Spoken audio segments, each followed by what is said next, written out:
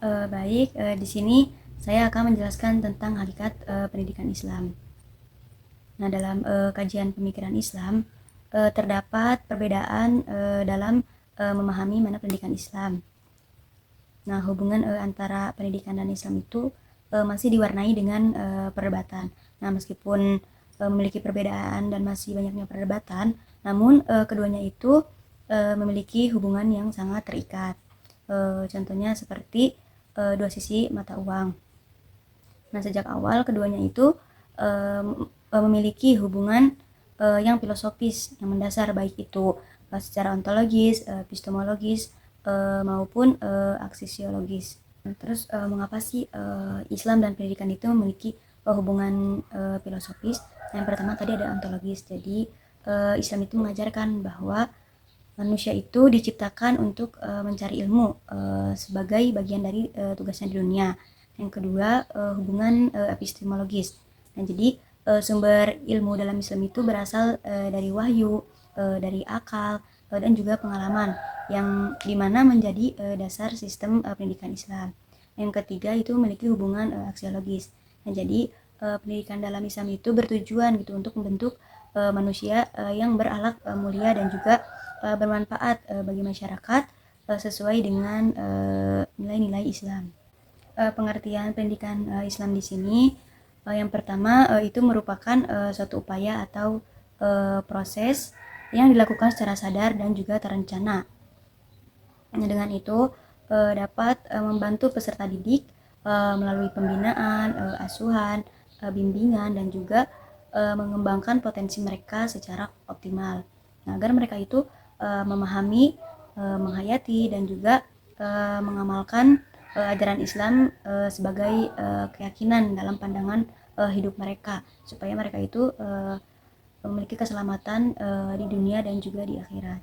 Nah, yang kedua, pendidikan Islam itu merupakan usaha yang sistematis, pragmatis, dan juga metodologis dalam membimbing peserta didik atau setiap individu dalam memahami dan juga mengamalkan ajaran Islam secara utuh.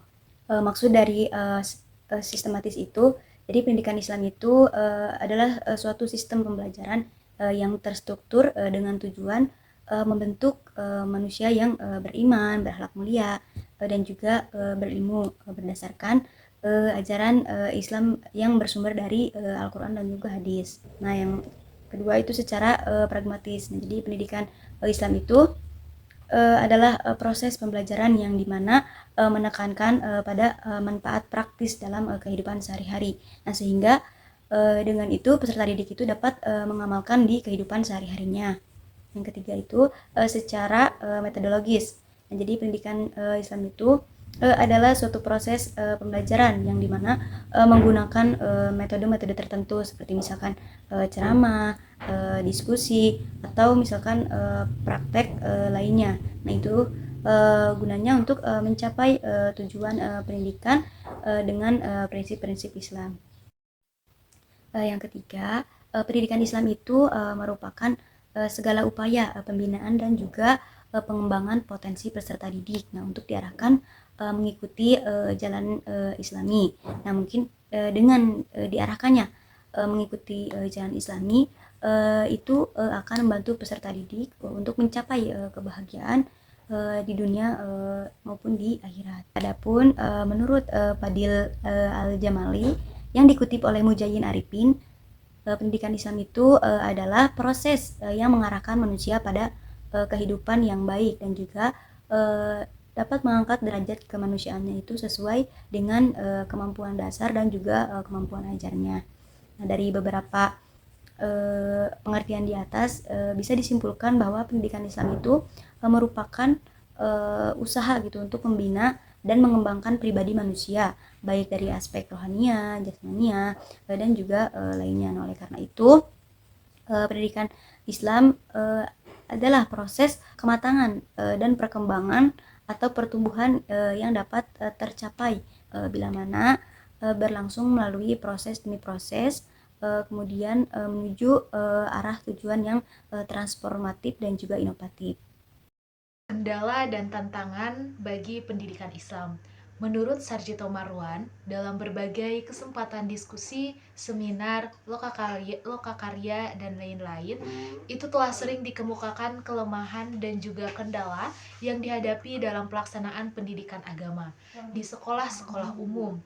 Dari kalangan guru misalnya, keluhan yang sering dikemukakan yakni yang pertama mengenai alokasi waktu yang kurang memadai dan juga isi kurikulum yang terlalu syarat.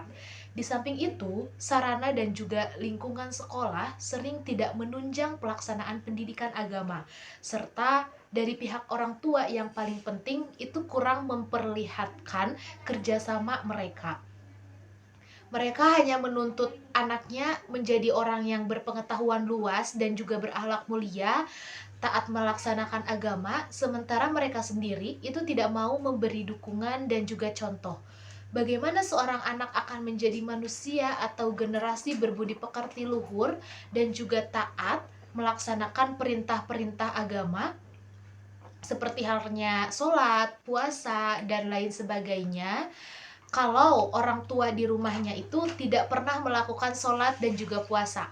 Dalam kasus seperti ini, kiranya memang kurang adil jika seorang guru agama itu dituding sebagai kambing hitam saja, karena peran orang tua pun sangat berarti dan juga penting dalam pertumbuhan dan juga perkembangan murid. Selain dari pembahasan di atas, itu tidak berarti guru tidak mempunyai kelemahan.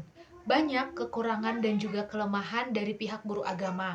Di antaranya yang pertama mengenai kekurangan dalam keterbatasan kemampuan dalam menguasai materi yang diajarkan kepada murid-muridnya.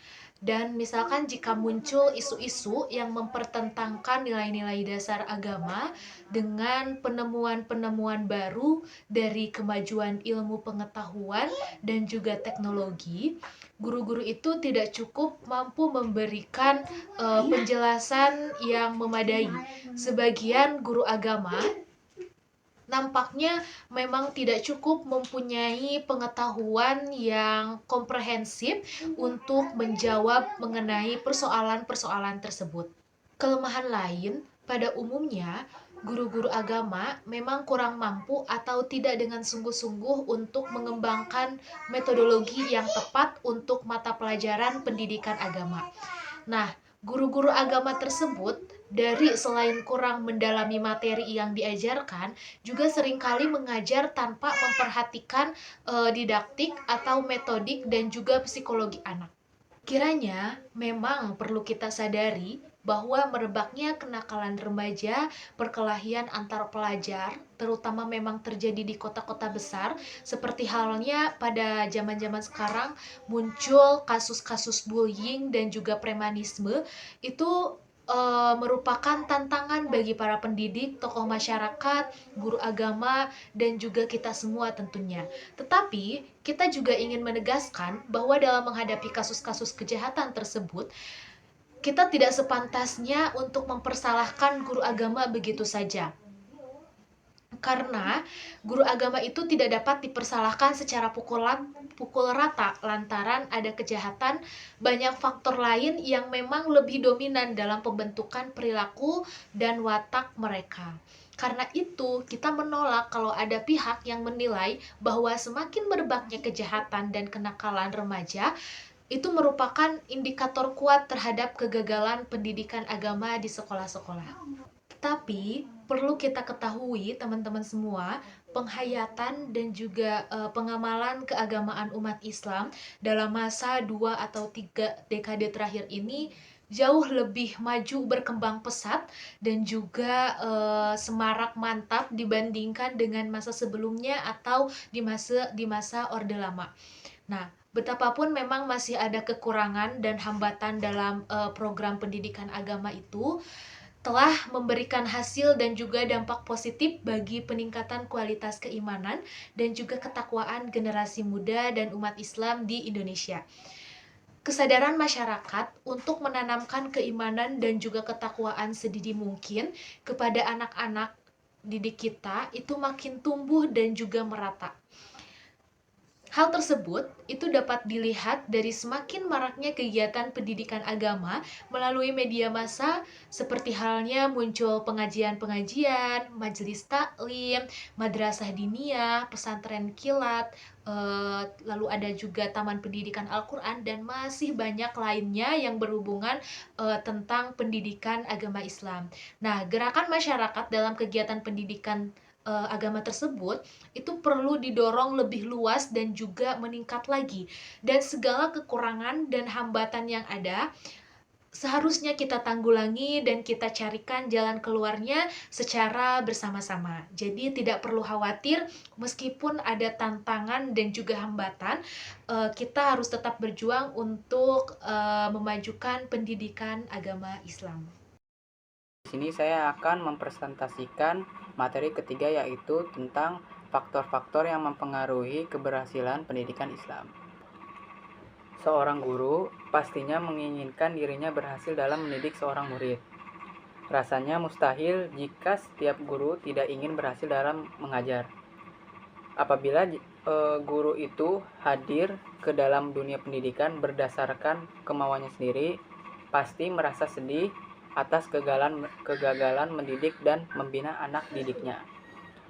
Di sini ada beberapa faktor-faktor sebagai penghambatnya, yang dimana jika berhasil, maka faktor ini bisa untuk menjadi pendukungnya, yaitu yang pertama tujuan.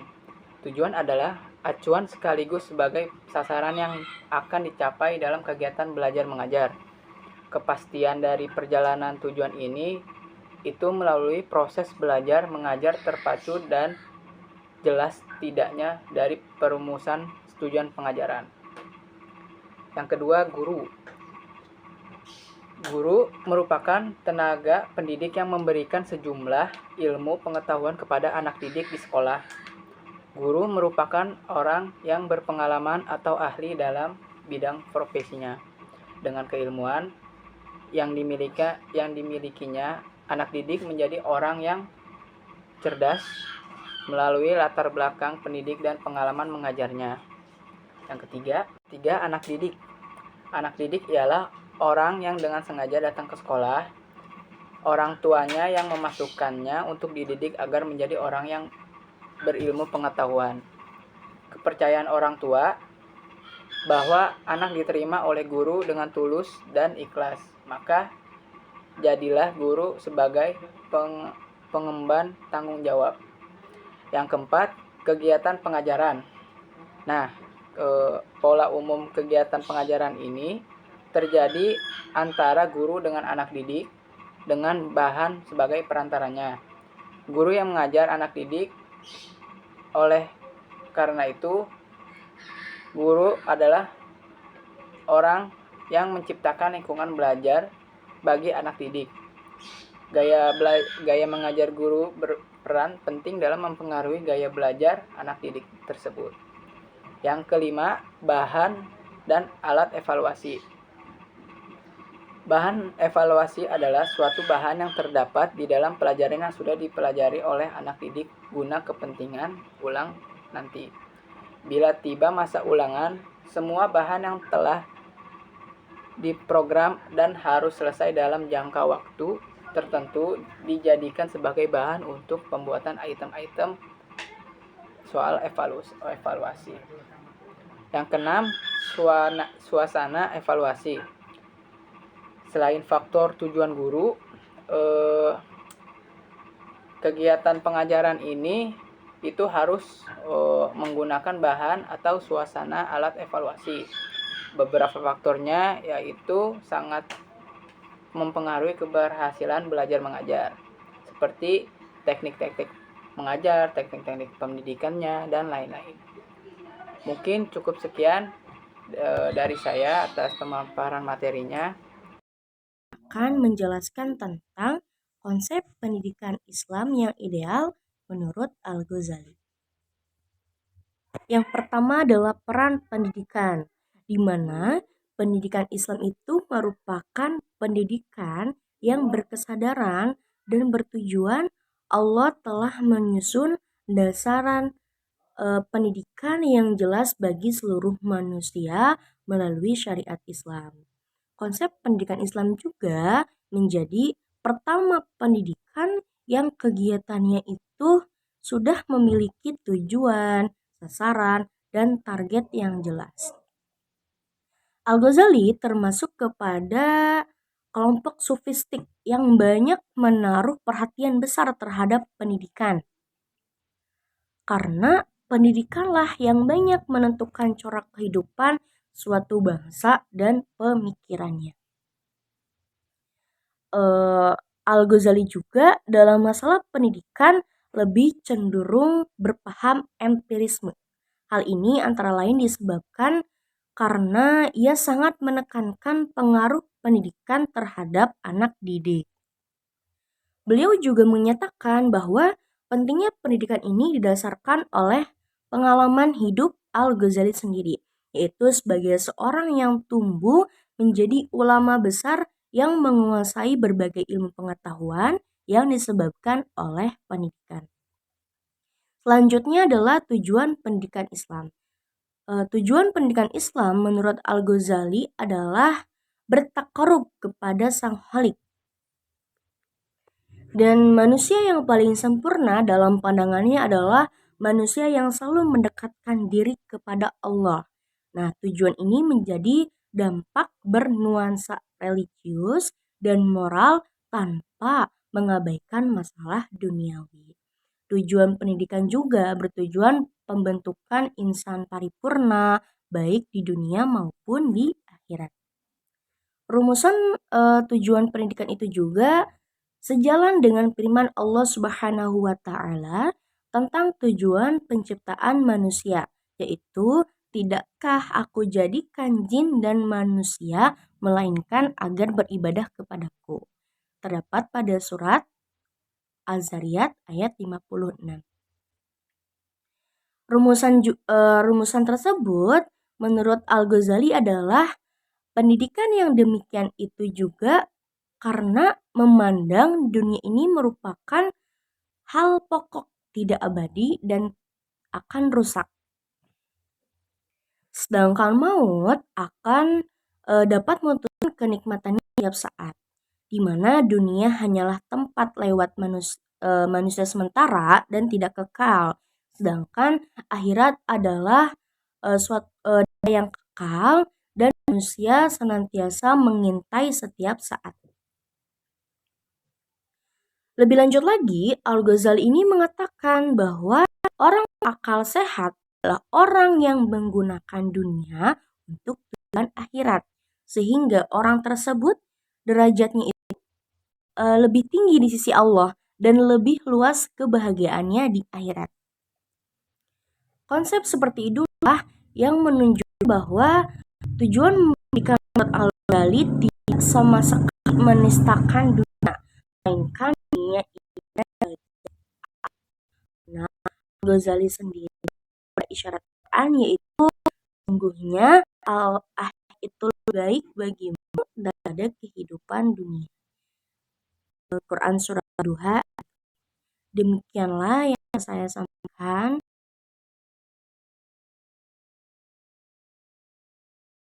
Kurang lebihnya mohon maaf, kami ucapkan terima kasih.